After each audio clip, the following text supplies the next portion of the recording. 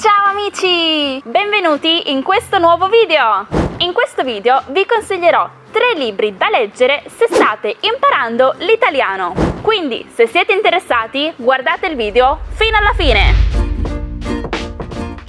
Io sono Giulia e se sei nuovo su Piazza Square iscriviti ora per non perdere nessun video sull'italiano e sull'Italia. Partiamo subito con il primo libro. Questo è il primo libro che vi voglio consigliare. Si intitola Volevo i pantaloni ed è di una scrittrice italiana, Lara Cardella. È un libro che potete facilmente ordinare su internet.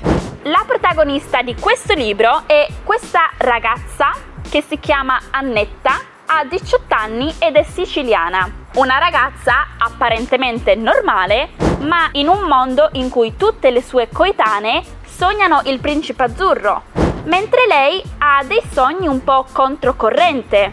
Infatti, quello che desidera la protagonista sono dei pantaloni, che in questo caso sono simbolo di libertà e rispetto. Ve lo consiglio molto se siete interessati alla storia e alle tradizioni dell'Italia, in quanto questo libro rispecchia molto le tradizioni dell'Italia del Sud negli anni 80. Questo libro ovviamente è stato scritto per un pubblico di italiani, ma ve lo sto consigliando perché il lessico non è complicato, anzi è abbastanza semplice e potrebbe essere un ottimo esercizio anche per chi ha appena cominciato.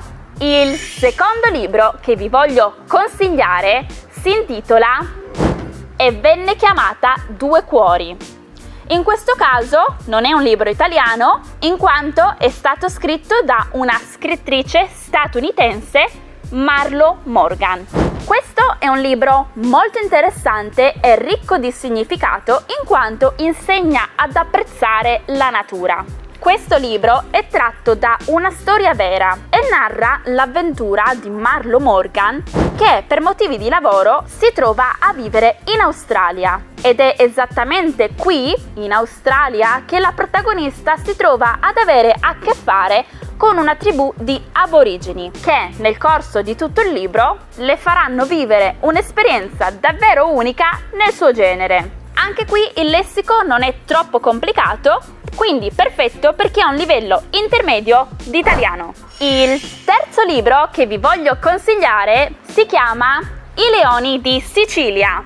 È stato scritto da una scrittrice italiana, Stefania Auci. Anche questo molto facilmente accessibile da acquistare online. Se siete interessati alla cultura e alla storia italiana, questo libro fa per voi, in quanto narra la storia della famiglia Florio ambientata nell'Ottocento in Sicilia. Questo libro, come potete vedere, è un libro un po' più lungo degli altri, infatti ha circa 400 pagine. Quindi lo consiglierei per chi ha un livello un po' più avanzato. Bene ragazzi, spero che questi consigli vi siano stati utili.